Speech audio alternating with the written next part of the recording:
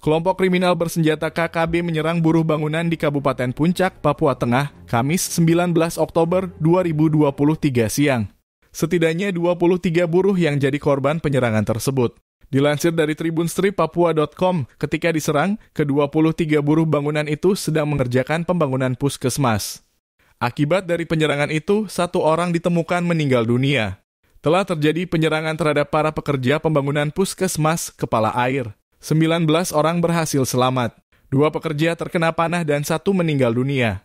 Ujar Kepala Operasi Damai Kartens 2023 Kombes Faizal Ramadhani melalui keterangan tertulis diterima Tribun Papua.com.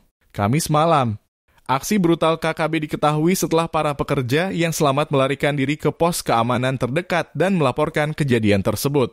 Pukul 13.00 waktu Indonesia Timur kami dapat laporan dari para pekerja yang selamat. Mereka lapor ke pos kotis kami di Ilaga bahwa mereka telah diserang oleh KKB menggunakan senjata api, panah, dan parang, kata Faizal. Aparat keamanan gabungan mendatangi lokasi kejadian untuk mencari korban yang gagal melarikan diri. Pukul 15.00 kami kumpulkan personil Satgas Damai Kartens, tim gabungan TNI Polri untuk mendatangi TKP guna penyelamatan 2 pekerja yang masih belum ditemukan, ungkapnya.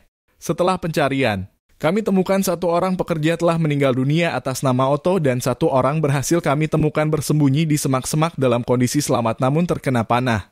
Sambung Faizal. Semua korban saat ini sudah dievakuasi ke RSUD Puncak, sedangkan 19 pekerja yang selamat dibawa ke Polres Puncak untuk dimintai keterangan.